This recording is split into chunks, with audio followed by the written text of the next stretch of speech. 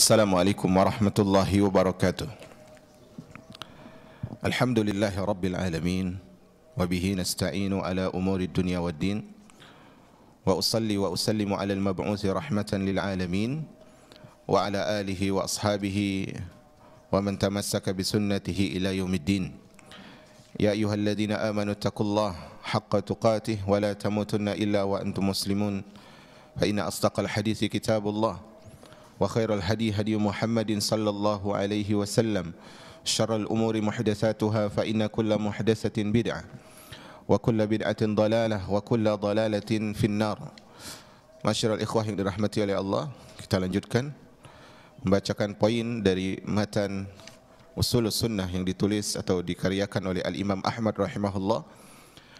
Kemudian kita akan sampaikan syarah para ulama dalam masalah ini. Jamaah yang Allah muliakan, hari ini kita masuk pada poin selanjutnya setelah kita membahas tentang qadar.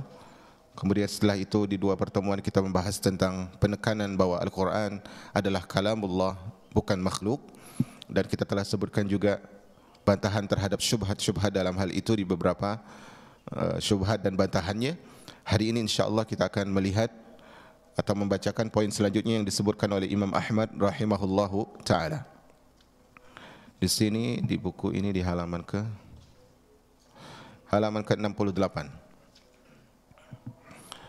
Berkata Imam Ahmad rahimahullah, "Wal imanu bir ru'yati yaumal qiyamah kama ruwiya 'anin nabiy sallallahu alaihi wasallam min al ahadits as-sihah." Kata beliau, di antara bentuk akidah Ahlus Sunnah wal Jamaah, dan ini adalah poin ketiga. Sebelumnya beliau sebutkan takdir, kemudian Al-Quran kalamullah. Hari ini beliau sebutkan, atau poin ini beliau sebutkan tentang ru'yah. Di antara imannya Ahlus Sunnah wal Jamaah, akidah mereka adalah beriman dengan ru'yah, yaitu melihat Allah Subhanahu wa taala pada hari kiamat, sebagaimana yang diriwayatkan dari hadis-hadis yang sahih. Kemudian disebutkan oleh beliau di sini di halaman selanjutnya, wa anna an-nabiy sallallahu alaihi wasallam qad ra'a rabbahu, dan bahwa Nabi sallallahu alaihi wasallam pernah melihat Rabbnya. Fa innahu ma'thurun an Rasulillah sallallahu alaihi wasallam sahih, dan hal itu telah diriwayatkan dari Nabi SAW secara sahih. Diriwayatkan oleh Qatadah dari Ikrimah dari Abdullah ibnu Abbas, diriwayatkan pula oleh Al-Hakam ibnu Aban dari Ikrimah dari Abdullah ibnu Abbas, dan diriwayatkan juga dari Ali bin Zaid dari Yusuf bin Mihran dari Abdullah ibnu Abbas. Dan hadis dalam masalah ini kata beliau, wal hadisu indana ala zahirihi kama jaa anin nabi sallallahu alaihi wasallam. Dan pembahasan tentang hal ini dibawa secara zahir sebagaimana yang disampaikan oleh Nabi sallallahu alaihi wasallam. Wal kalamu fihi bid'ah, berbicara dalam hal ini yaitu terlalu larut membahas tentang hakikatnya, maka hal itu adalah suatu penyimpangan di dalam agama. Walakin nu'minu bihi kama jaa ala zahirihi wa la nunadhiruhu fihi ahada. Tetapi kita bawakan dalil itu secara zahir dan kita beriman dengannya dan kita tidak mendebati siapapun. Nah, ikhwah yang dirahmati oleh Allah Subhanahu wa taala. Di sini poin pertama yang kita harus sebutkan adalah, pertama, di sini Imam Ahmad rahimahullah menyebutkan akidah Ahlussunnah bahwa ahlul iman itu akan melihat Allah. Itu yang pertama. Itu pembahasan pertama yang akan dibahas oleh beliau di sini. Kemudian pembahasan kedua yang akan dibahas oleh beliau adalah Rasulullah melihat Allah Subhanahu wa taala. Ini tentunya sebelum beliau wafat. Ini nanti juga akan kita jelaskan. Secara umum di poin ini kita bahas dua masalah ini. Melihat Allah, apakah orang beriman melihat Allah? Kemudian apakah Rasulullah semasa hidupnya pernah melihat Allah? Itu akan dibahas. Walaupun nanti ada poin-poin yang perlu kita bahas lagi, bagaimana orang beriman, orang munafik, orang kafir dan seterusnya. Kemudian saya akan loncat dulu ke poin akhir dari matan Imam Ahmad. Kata beliau, wala nunaziru fihi ahada. Kita tidak boleh mendebat siapapun dalam masalah ini. Kita Ahlus Sunnah wal Jamaah, kaum muslimin pada umumnya, tentunya sangat ingin siapapun mendapatkan hidayah Islam dan Sunnah, pasti. Dan itu semua keinginan kita. Tetapi kenapa di dalam poin-poin yang disebutkan oleh ulama Ahlus Sunnah kita dilarang untuk berdebat? Padahal bisa jadi dengan kita mendebati orang tersebut, dia bisa ditunjuki hidayah As-Sunnah, kan begitu? Tetapi kenapa di dalam lafaz-lafaz para ulama kita dapatkan mereka melarang debat, melarang jidal, melarang terlalu larut berbicara dengan ahlul bid'ah dan sebagainya. Karena umat al-Islam yang mereka melarang untuk berdebat itu dengan siapa tadi? Ahlul bid'ah. Dan ahlul ahwa, pengikut hawa nafsu, yang mana mereka ini adalah penggunaannya adalah akal. Sehingga itu tidak akan ketemu. Makanya cara terbaik kalau ada seseorang yang ingin mengajak berjidal, ini saran ya pribadi, walaupun saya bukan pakar dalam hal ini, tapi saran saya pribadi adalah ketika seorang ingin mengajak diskusi atau berdebat, buat syarat dengan dia, kita tidak membawakan ucapan ulama kita, tapi cukup kita bawakan ucapan qala Allah, qala Rasul dan ucapan sahabat. Udah, di situ saja. Kalau dia menyetujui hal itu, maka ladeni. Kalau dia tidak menyetujui hal itu, maka debat tersebut tidak akan selesai, karena dia akan bawa ucapan ulama dia sebagaimana kita bawa ucapan ulama kita. Dan ulama mereka tidak kita akui, sebagaimana tanda kutip ulama kita tidak mereka akui. Tetapi apakah semuanya mengakui para sahabat? Semua mengakui para sahabat. Maka siapapun yang membuat rumus ini, maka akan jelas. Karena manhaj Ahlus Sunnah wal Jamaah itu talaki pertama yang mengambil dari Rasulullah SAW adalah siapa? Para sahabat. Karena nanti mereka akan mengatakan begini, ketika mereka akan menanyakan, pemahaman kalian tentang akidah Ahlus Sunnah itu bagaimana? Kita akan menjawab sesuai pemahaman para sahabat. Nanti akan ada ucapan dari mereka yang mengatakan, apakah guru kalian mengambil dari sahabat? Ini sebenarnya pertanyaan yang tidak perlu dilontarkan. Tidak mungkin guru kita ngambil dari sahabat, zaman sudah pasti berbeda. Tetapi di dalam kaidah ucapan itu diambil dari yang pertama kali mengucapkan. Memang guru kita tidak mengambil dari para sahabat. Guru kita mengambil dari gurunya, gurunya mengambil dari gurunya, dan itu kan silsilah. Tetapi itu tadi, kalau kita tidak buat rumus qala Allah, qala Rasul dan aqwal sahabat, maka akan simpang siur. Makanya para ulama sering melarang berdebat dengan orang-orang yang mengikuti hawa nafsu. Nah, kita akan masuk ke dalam matan. Kita hari ini cuma akan bahas tentang apakah orang beriman itu benar melihat Allah. Itu dulu, kalau enggak tidak selesai. Karena poinnya cukup panjang sebenarnya. Di sini pun kita akan gabungkan beberapa syarah para ulama. Masalah kita adalah menetapkan, poinnya menetapkan bahwa orang beriman melihat Allah pada hari kiamat. Makanya Syekhul Islam Ibn Taimiyah menyebutkan Allah itu dilihat dengan dua syarat. Kata Syekhul Islam Ibn Taimiyah rahimahullah. Dan ini adalah untuk membingkai syarah kita pada hari ini. Kata Syekhul Islam Ibn Taimiyah, orang beriman itu akan melihat Allah dengan dua syarat. Syarat pertama adalah Allah itu dilihat pada hari kiamat. Dilihat pada hari kiamat, tidak di dunia. Berarti siapapun yang mengklaim dia melihat Allah di dunia, maka dia adalah seorang yang keluar dari manhaj Ahlus Sunnah wal Jamaah. Karena tasawuf, ulama tasawuf, mereka di antara ucapan mereka mengatakan, kalau satu malam saja atau kalau satu hari saja saya tidak melihat Allah, maka itu adalah penyesalan bagi hidup saya. Maka ini syubhat bagi masyarakat. Maka ditetapkan oleh Syekhul Islam bahwasanya melihat Allah itu terwujud pada hari kiamat. Itu yang pertama. Syarat yang kedua adalah khusus untuk ahlul iman. Hanya orang beriman yang melihat Allah Subhanahu wa taala. Ini bingkai kita dalam penjelasan kita di pagi hari ini. Kemudian jamaah yang dirahmati oleh Allah, sebenarnya poin yang akan kita sampaikan ucapan para ulama ini semuanya rumus, semuanya adalah kaidah-kaidah. Kita sebutkan tadi dua syarat, itu pada hari kiamat, kemudian dilihat oleh orang beriman.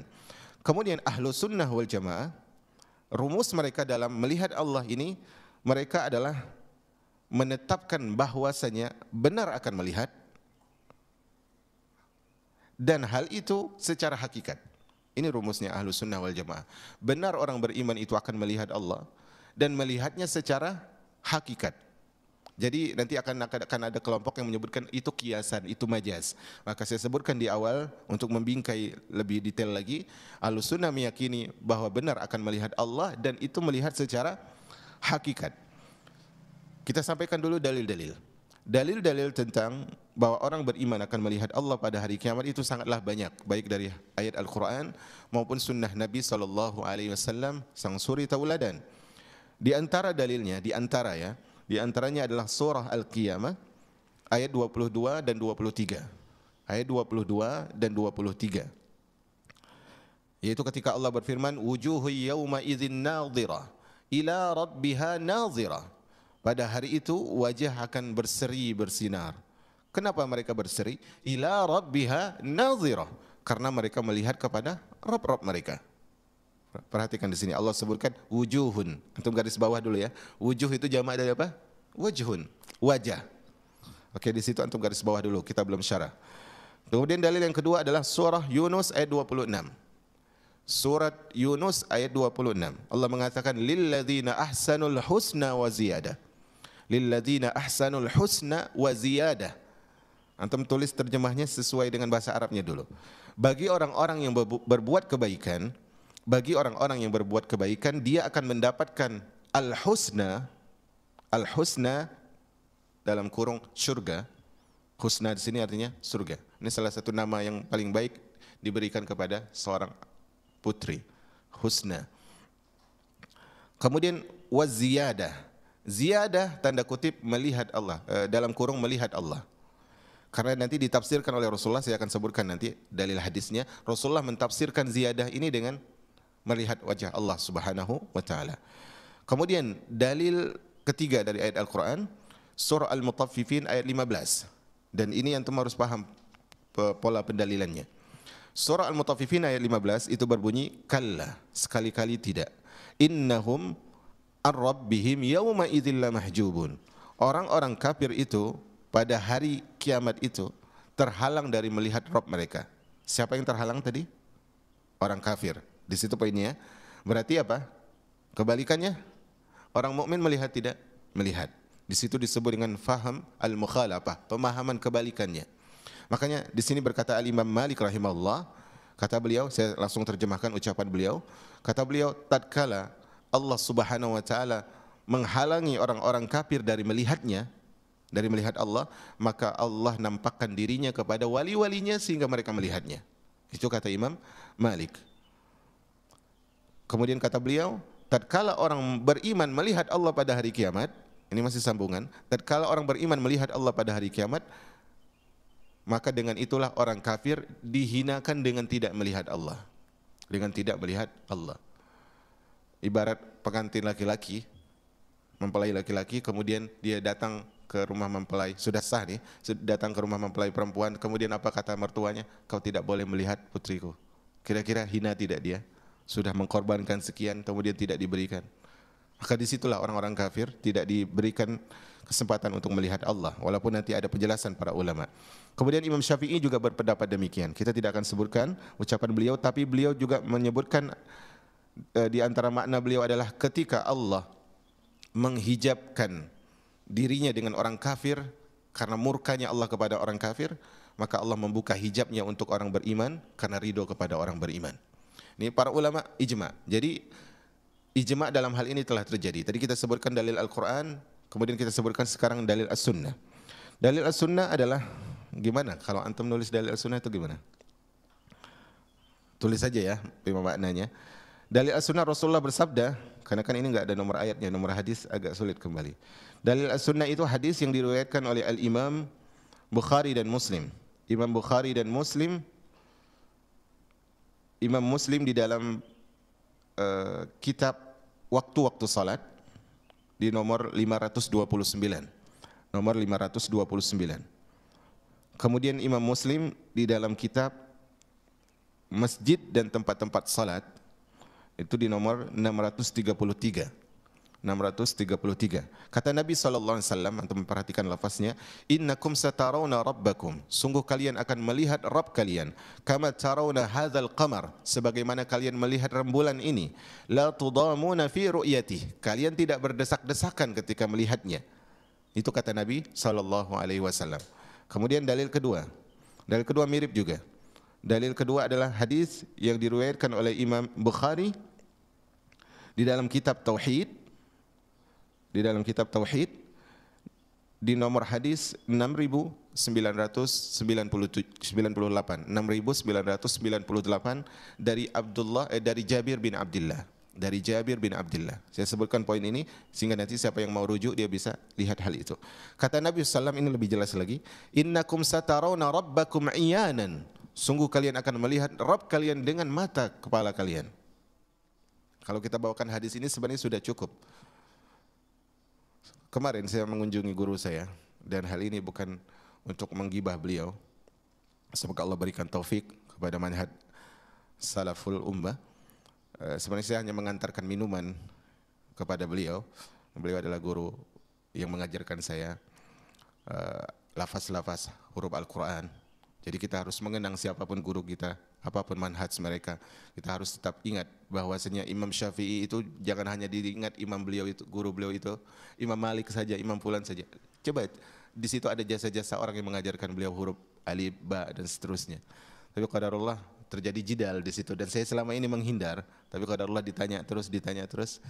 Dan memang endingnya tidak akan selesai karena pemahamannya tadi sudah berbeda, maka rumus tadi itu perlu dibuat.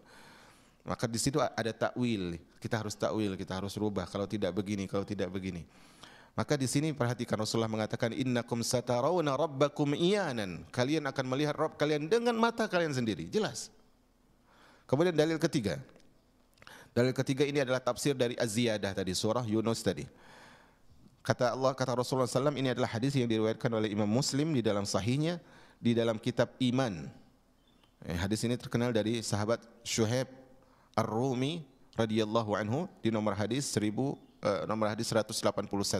Kitab Iman oleh Imam Muslim 181. Kata Nabi SAW, idza dakhala ahlul jannah al-jannah, ketika penduduk syurga sudah masuk syurga, kata Nabi SAW, yaqulullah tabaraka wa ta'ala, Allah berfirman, turiduna syai'an azidukum, wahai penduduk syurga, maukah kalian aku tambahkan?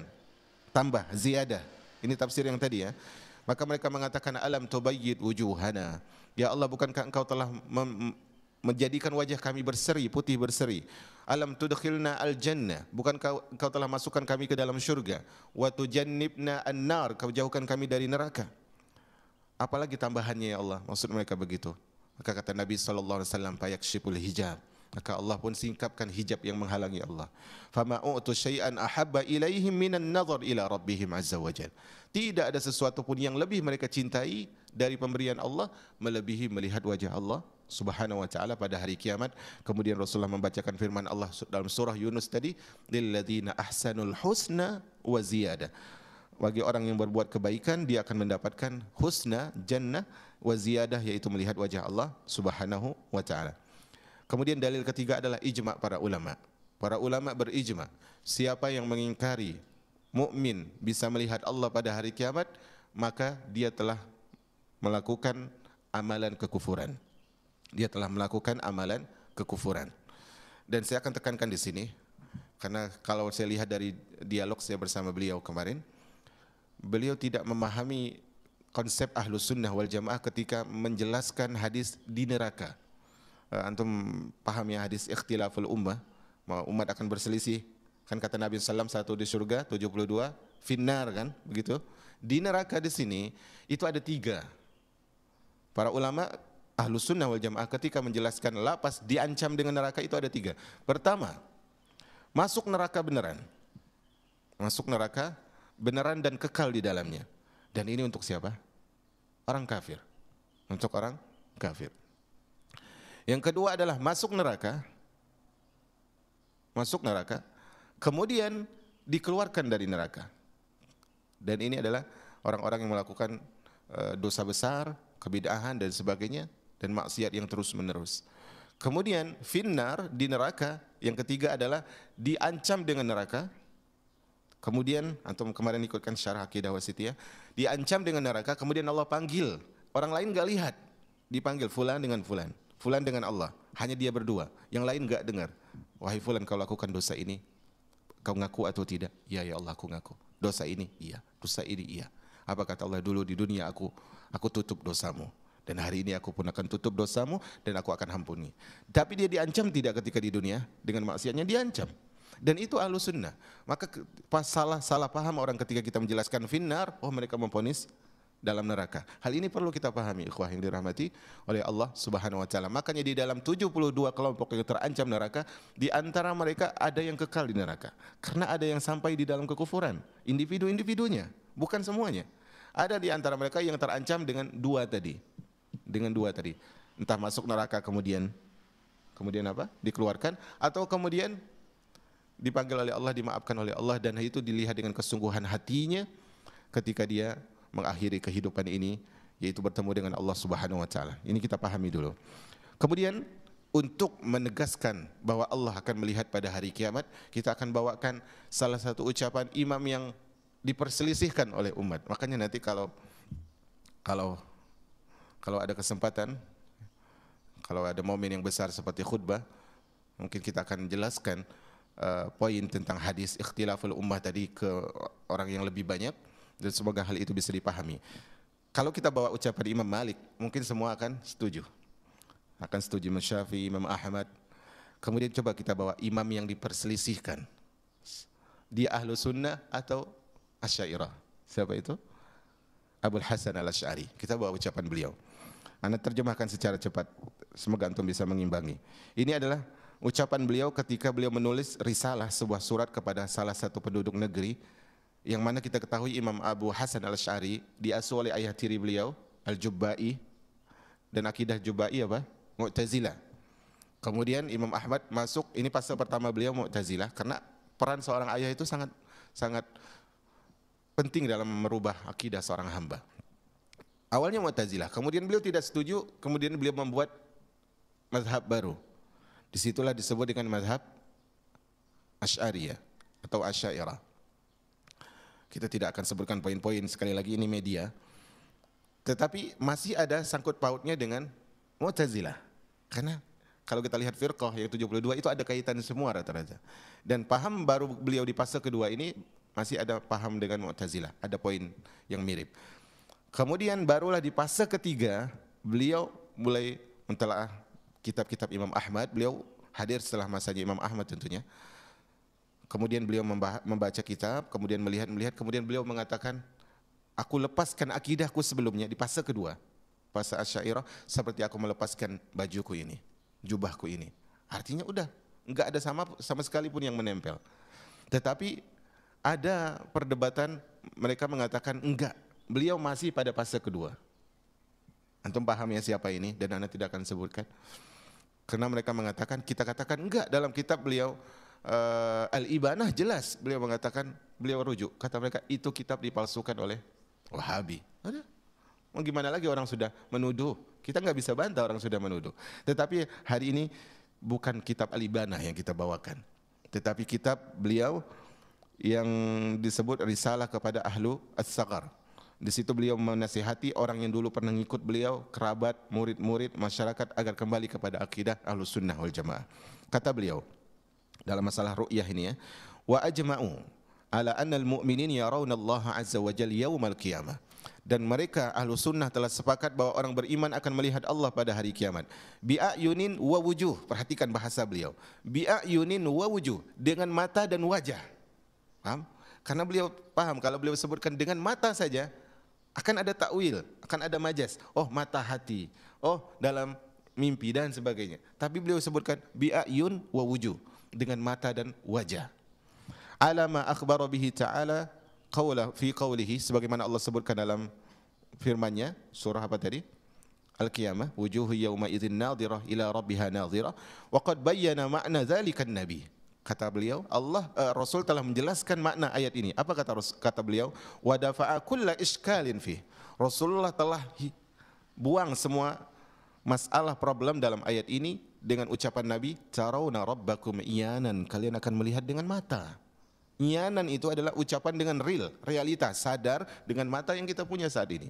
Karena pemahaman ahlu sunnah, sebagaimana disebutkan oleh Al-Imam Ibnul Qayyim dalam kitab beliau Al-Fawaid, ahlu sunnah yakin bahwasanya yang akan dibangkitkan pada hari kiamat adalah jasad yang dulu pernah hidup di dunia dengan ruh yang dulu pernah hidup di dunia. Jasad yang sama, ruh yang sama. Dan Rasulullah juga mengatakan, satarawna rabbakum kama tarawna hadzal qamar la tudamuna fi ru'yati. Kalian akan melihat Rabb kalian seperti melihat bulan dan tidak akan berdesak-desakan. Tidak akan berdesak-desakan. Fabayyana anna ru'yatahu ta'ala bi'ayunil wujuh. Kata Abul Hasan al-Asy'ari rahimahullah, Rasulullah menjelaskan bahwa yang dilihat itu akan dilihat dengan pandangan mata yang ada di kepala kita, dengan mata yang ada di wajah kita. Kemudian beliau tegaskan lagi, ini detailnya beliau untuk melepaskan diri dari pemahaman sebelumnya. Walam yaridan Nabi sallallahu alaihi wasallam, walam yurid an-nabiy sallallahu alaihi wasallam mislal qamar min qabli an tashbih ru'yatar ru'yah bir ru'yah. Antum pahami ini ya. Kalau baca kitab ini kadang bosanin jamaahnya. Cuman ana harus bawa lafaznya beliau. Kalau yang lain mungkin bisa ana langsung keterjemahin. Kata beliau, Nabi dalam ucapan beliau seperti kalian akan melihat Allah seperti melihat bulan, kata Abul Hasan Al-Asy'ari, itu permisalannya adalah permisalan melihat dengan melihat, bukan permisalan antara Allah dan bulan. Paham tidak? Paham enggak di sini? Kata Rasulullah, kalian akan melihat siapa? Allah, seperti kalian melihat bulan. Yang dipermisalkan, yang disamakan itu proses melihatnya, bukan objeknya. Bukan dalam rangka menyamakan Allah dengan bulan, tapi adalah bahwasanya kita melihat bulan purnama itu jelas, enggak desak-desakan. Ada enggak yang lihat bulan desak-desakan? Orang di tanah lapang melihat bulan, ada enggak desak-desakan? Enggak. Di mana Allah bulan itu? Di langit, sehingga siapapun, pendekkah dia, dudukkah dia bisa melihat bulan purnama. Seperti itulah kalian bisa melihat Allah jelas. Sekali lagi, ini bukan menyerupakan Allah dengan bulan, tapi proses melihatnya mirip seperti proses melihat bulan, yaitu jelas sekali. Walam yushabbih Allah Ta'ala bil qamar wa laysa yajibu idza ra'aynahu ta'ala an yakuna syabihan li syai'in mimma narah. Dan kata beliau, dan tidak harus ketika kita melihat Allah itu sama dengan kita melihat benda-benda yang pernah kita lihat. Enggak harus. Kama la yajibu idza alimnahu annahu yushbihu syai'an na'lamu. Sebagaimana ketika kita kenal Allah tidak sama dengan kita kenal selain Allah Subhanahu wa ta'ala. Terus ucapan beliau sampai akhir. Tapi yang ingin saya tekankan di sini adalah beliau benar-benar ingin melepaskan diri dari dosa-dosa yang telah lalu. Akidah pemahaman yang salah, yang orang mengikutinya kan dia akan dapat dosa itu. Akidah yang salah. Tapi beliau ingin menjelaskan bi'ayun wa wujuh, dengan mata dan wajah. Dengan mata dan wajah. Karena nanti ada Mu'tazilah, ada Asy'ariyah, ada Jahmiyah yang menyebutkan melihat itu majaz. Nanti kita akan sebutkan. Semoga waktu itu diberikan kesempatan oleh Allah. Tapi sepertinya enggak sempat. Ana cepatin. Kita lihat di sini jamaah yang dirahmati oleh Allah. Pertama, dalam lapas hadis tadi, ana akan kembali ke salah satu hadis. Kata Allah, kata Rasulullah SAW, kalian akan melihat Allah. Pertama ada lapas iyanan dengan mata. Ya. Kemudian yang kedua adalah dalam lapas tersebut ada bunyi la tudamuna fi ru'yati, enggak berdesak-desakan. Kemudian ada seperti melihat rembulan. Semua itu menunjukkan bahwa benar melihat atau tidak. Kita kalau lihat bulan benaran melihat tidak? Benaran melihat. Desak-desakan enggak? Enggak. Kemudian yang ketiga adalah yang dipermisalkan oleh Allah oleh Rasulullah SAW itu adalah rembulan. Kalau kita lihat riwayat lain, rembulan purnama. Dalam riwayat lain disebutkan seperti matahari yang di siang hari yang tidak ditutupi oleh awan. Terang, jelas. Tapi ini proses yang sama adalah proses melihatnya, bukan objeknya. Objeknya enggak sama. Maka hal ini harus kita perhatikan. Makanya Abu Hanifah rahimahullah beliau mengatakan, wallahu ta'ala yura fil akhirah. Allah itu dilihat di akhirat. Wa yarahul mu'minun wa hum fil jannah. Dan orang beriman akan melihat Allah lagi di surga. Bi'ayuni ru'usihim, perhatikan, dengan mata kepala beliau, dengan mata kepala mereka, bila tashbih wala kaifiyah, tanpa ada menyerupakan Allah dengan makhluk, tanpa ditanya bagaimana sih, enggak. Udah pahamin nas itu secara zahir.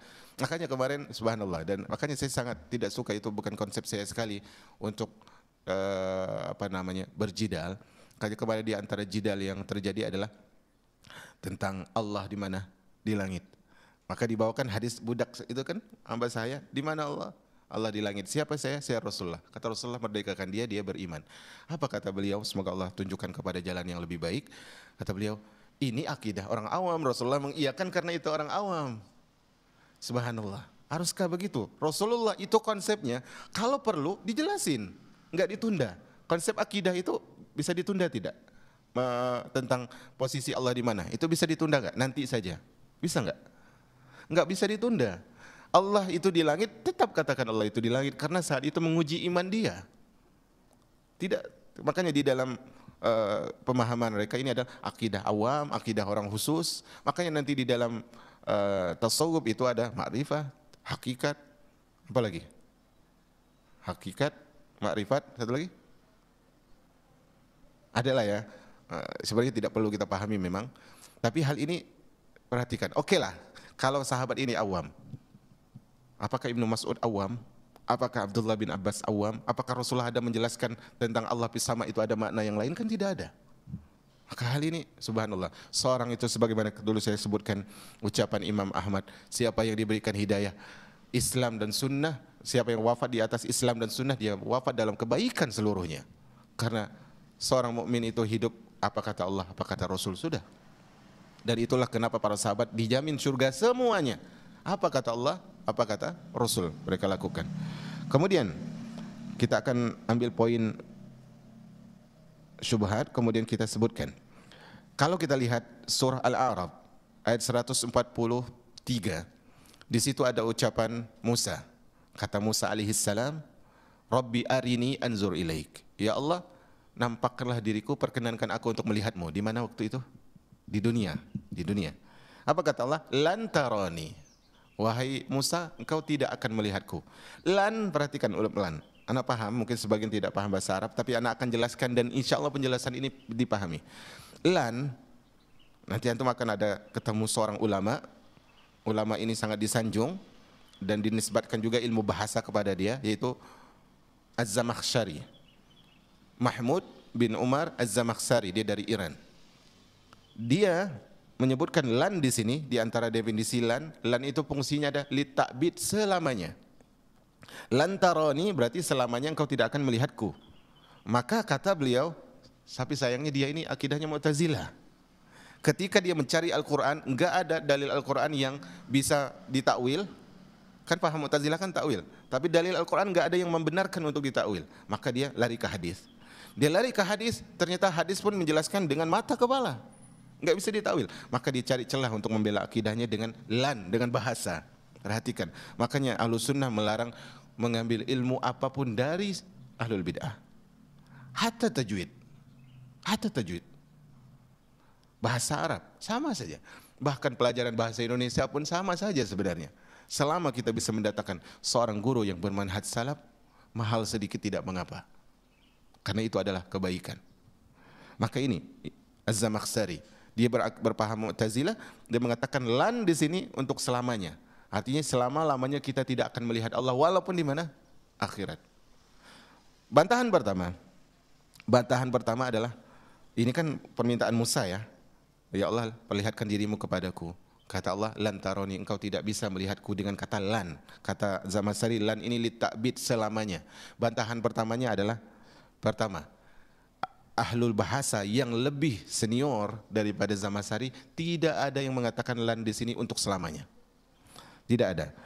Tidak ada sama sekali. Di antara mereka adalah Imam Ibnu Malik, ahli bahasa, kemudian ulama-ulama yang lain, semuanya adalah membantah Zamakhsyari. Enggak ada lan di situ untuk selama-lamanya. Kemudian Imam Ad-Darini, kalau tidak salah ya, kalau tidak salah Imam Darini atau Darul-Qutni itu juga membantah di dalam kitab beliau Ar-Ru'yah dan sebagainya. Itu bantahan secara bahasa. Enggak ada ulama lebih senior memahami demikian. Kemudian bantahan kedua, lan taroni, engkau tidak akan bisa melihatku. Kita bawa dulu nih terjemahan seperti terjemahnya Zamakhsyari ya. Tapi saya katakan ini terjemahan yang salah. Engkau selama-lamanya tidak akan melihatku wahai Musa. Berarti seakan-akan kita bilang Musa kurang ajar. Tapi tidak mungkin kan Musa kurang ajar. Seakan-akan Musa meminta sesuatu yang enggak mungkin. Akankah Nabi Allah meminta sesuatu yang enggak mungkin? Ini galil adab. Gak beradab sama Nabiullah. Kemudian bantahan ketiga, akankah Allah Subhanahu wa taala mengutus nabi yang tidak beradab? Berarti ini otomatis juga menuduh siapa? Menuduh Allah Subhanahu wa taala. Menuduh Allah Subhanahu wa taala. Kalau kita lihat bunyi ayat tersebut, lan tarani, engkau tidak akan bisa melihatku. Walakin zur ilal jabal, tapi lihatlah kepada gunung itu wahai Musa. Fa in istaqarra makanahu fasawfa tarani. Kalau gunung itu mampu menahan beban ketika aku muncul, maka engkau akan lihat. Tapi ketika Musa melihat gunung apa? Bergetar. Berarti mampu tidak gunung tersebut? Mampu tidak? Tidak mampu. Tapi tidak mampunya di mana waktu itu? Di dunia. Tidak mampunya di dunia. Di sini sebenarnya adalah pemahaman mereka terbantah dari berbagai macam cara. Ada bantahan yang lain tapi waktu tidak cukup. Saya masuk kepada syubhat yang selanjutnya dan antum harus dengar bantahannya. Jangan dengan syubhatnya saja. Surah Al-An'am ayat 103. Ini syubhat mereka. La tudrikuhul absar wa huwa yudrikul absar. Mata manusia itu tidak bisa meliputi Allah. Ana terjemahkan secara syar'i ya. Mata manusia itu, penglihatan manusia tidak bisa meliputi Allah, tetapi Allah meliputi hamba-hambanya, meliputi mata-mata hambanya. Kata mereka, ayat ini menjelaskan bahwasanya mata kita nggak bisa lihat Allah. Masuk tidak di sini? Masuk tidak? Ini syubhat loh. Tapi kata Ahlussunnah bukan gitu pahamnya. Allah enggak bilang mata-mata itu tidak bisa melihat Allah. Allah enggak bilang gitu. Allah cuma bilang mata-mata itu tidak bisa meliputi Allah. Melihat dengan meliputi sama tidak? Beda. Melihat ya melihat. Meliputi itu lebih detail, paham ya? Meliputi itu lebih detail. Ibarat kita melihat seseorang, ana lihat fulan. Ana melihat dia. Anda melihat dia, apakah Anda meliputi dia? Bagaimana isi hatinya? Bagaimana yang terjadi di dalam tubuhnya? Apakah matanya ada masalah? Apakah Anda meliputi hal itu? Enggak. Tapi apakah melihat? Iya. Di sini dalam ayat Al-An'am 103, Allah sebutkan mata-mata manusia itu enggak bisa meliputi Allah. Bukan tidak bisa melihat Allah. Paham di sini? Maka di sini bantahan sangat jelas. Makanya dari segi bahasa pun sebenarnya Zamakhsyari dan yang lainnya tadi sebenarnya mereka tidak punya dalil. Kalaupun ternyata ada dalil bahasa yang mendukung, kalau nih ya, kalau sekali lagi kalau ada dalil bahasa yang mendukung, tidak ada ucapan para ulama yang menyebutkan bahasa itu sebagai dalil. Enggak ada. Yang ada adalah bahasa itu menguatkan dalil, bukan sebagai dalil. Imam Syafi'i ketika ditanya tentang fikih, terkadang beliau merojihkan dengan bahasa. Tapi apakah beliau mengatakan bahasa itu bagian dari dalil? Enggak. Al-Quran, Sunnah, Ijma. Mentok-mentok nanti dikias bagi sebagian para ulama. Maka hal ini perlu kita perhatikan. Nah, kemudian jamaah yang dirahmati oleh Allah Subhanahu wa taala, makanya berkata Syekh Ibnu Utsaimin rahimahullah, beliau mengatakan tentang ayat surah Al-An'am 103 tadi, kata beliau, annal ayah fiha nafyul idrak. Ayat ini menafikan meliputi. War ru'yah la tastalzim al idrak. Tapi melihat enggak harus meliputi, kata beliau. Melihat enggak harus meliputi. Dan ucapan beliau cukup panjang dalam masalah ini. Kemudian syubhat yang ketiga. Syubhat yang ketiga adalah mereka mengatakan melihat di situ kiasan. Rasulullah tadi telah sebutkan iyanan, dengan mata kepala sendiri. Apakah pantas Rasulullah sebutkan dengan mata kepala sendiri, kemudian kita sebutkan dengan mata hati? Kata mereka itu majas, mata itu dengan mata hati dan sebagainya. Maka kita katakan tidak, Rasulullah telah sebutkan itu. Makanya kemarin itu di ujung perdebatan itu saya mohon maaf sama beliau, sepertinya ada kata-kata yang redaksinya kasar sebenarnya saya bukan kasar, memberi contoh saja. Saya sebutkan ketika bapak punya anak 3, kemudian saya katakan kepada orang lain, bapak fulan punya anak 5, apakah saya tidak kurang ajar kepada bapak? Kurang ajar, kata beliau. Iya, ketika Rasulullah sebut gini, kita sebut gitu, apakah enggak kurang ajar? Kurang ajar. Allah sebutkan begitu, kita sebutkan takwil. Apakah Allah suruh takwil? Tidak. Ketika seorang ingin tahu hakikat diri saya, bagaimana? Kepada siapa dia harus bertanya? Kepada saya.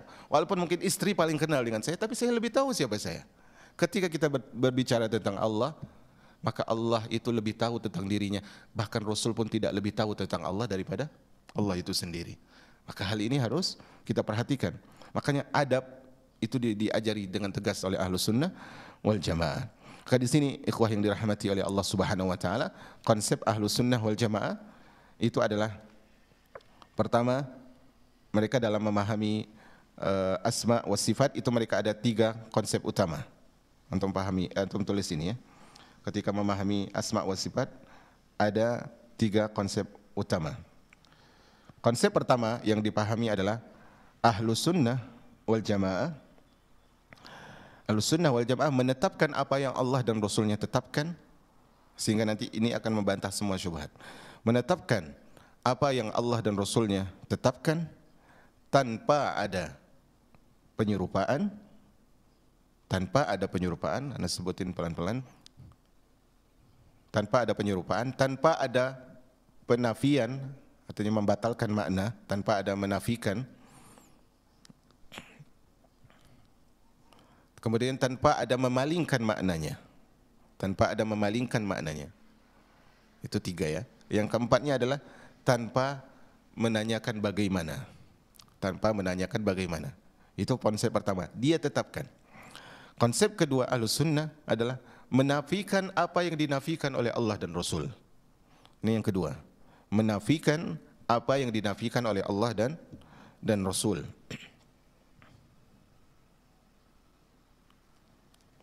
Konsep ketiga adalah, dan ini yang paling penting ya, kadang orang mencukupkan kepada kedua sehingga dia lupa yang ketiga ini, akhirnya dia bablas. Yang ketiga ini Ahlus Sunnah wal Jamaah memutuskan ketamakan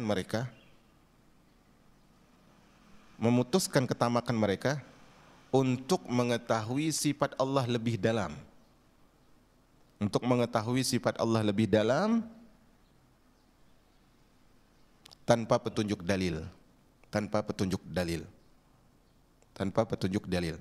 Karena gini, orang itu ketika dia berbicara sifat Allah, nama Allah dan sifat Allah, dia akan terbayangkan mata. Oh, mata. Kan kebayang kan? Kebayang tidak? Ya kebayang. Tetapi ru'yah, melihat Allah, melihat itu gimana ya? Kita kan kalau lihat rembulan begini. Ahlus Sunnah diputus, enggak boleh tamak untuk terlalu larut dalam masalah itu karena enggak ada dalil. Di sinilah kita sebutkan poin kemarin itu adalah poin iman, bukan poin Islam. Seorang dikatakan beriman kalau dia pasrah, ngikut Allah, ikut Rasul. Kalaupun poin Islam zahir, siapapun bisa menampakkan salatnya, menampakkan siamnya, menampakkan zakatnya, hajinya. Tetapi poin inilah yang membedakan 72 atau 1. Poin ini yang paling jelas. Kemudian sebagai penutup, siapa yang mengingkari bahwasanya Allah bisa dilihat pada hari kiamat, berarti dia telah mengingkari 4 rukun iman. Ini kalau kita telaah lebih dalam. Siapa yang mengingkari bahwa Allah bisa dilihat pada hari kiamat, berarti dia telah mengingkari 4 rukun iman. Dia mengingkari iman kepada Allah. Pertama, dia mengingkari iman kepada Allah karena Allah bilang Allah bisa dilihat. Karena Allah bilang Allah bisa dilihat. Kedua, dia mengingkari iman kepada malaikat. Anak ulangi, antum tulis, anak ulangi. Dia mengingkari iman kepada malaikat karena malaikatlah yang menjadi wasilah turunnya ayat yang menjelaskan bahwa Allah bisa dilihat. Karena malaikatlah wasilah turunnya ayat yang menjelaskan bahwa Allah bisa dilihat. Kemudian dia mengingkari rukun iman yang ketiga, yaitu iman kepada kitab. Karena kitab menjelaskan bahwa Allah bisa dilihat. Kitab menjelaskan, tadi ayatnya kita sebutkan dan ada ayat-ayat yang lain menjelaskan bahwa Allah bisa dilihat. Dia mengingkari iman yang keempat, dia mengingkari iman kepada Rasul karena Rasul menyampaikan wahyu yang menegaskan bahwa Allah bisa dilihat. Dia mengingkari iman kepada Rasul karena Rasul lah yang membawakan wahyu, Al-Quran dan hadis yang di situ dijelaskan Allah itu bisa dilihat. Maka kalau kita mau bahasa to the point ya, sebaik-baik balasan bagi orang yang, ini kita nggak bahas dalil nih. Kalau kita bahas to the point antara wajar nggak wajar, antara pantas nggak pantas, kita akan katakan balasan yang paling pantas untuk orang yang mengingkari Allah untuk orang yang mengingkari Allah bisa dilihat, jangan kasih dia untuk bisa melihat Allah. Harusnya gitu kan? Orang yang nggak pandai bersyukur harusnya jangan dikasih kan gitu. Kalau kita katakan secara nurani nih, secara fitrah, orang yang mengingkari bahwa Allah itu bisa dilihat, ya udah deh Allah, jangan kasih dia lihat wajahmu aja. Kita maunya gitu secara ini, tapi kita ingin mereka lebih kenal. Allah itu bisa dilihat loh. Kamu mau nggak lihat wajah Allah? Ketika Rasulullah sebutkan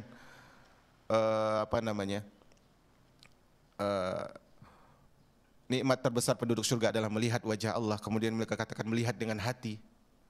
Apa nikmatnya melihat dengan hati? Antum ketemu istri, pulang kampung, tutup mata. Kenapa bang? Lihat dengan hati dek. Adik cantik sekali ternyata. Marah nggak istri? Marah, abang menghina berarti ya. Bahkan abang nggak mau lihat dengan mata. Kemudian Rasulullah sebutkan membuka hijab kan? Membuka hijab apa maknanya? Apalah faedahnya membuka hijab kalau cuma melihat dengan mata? Hati.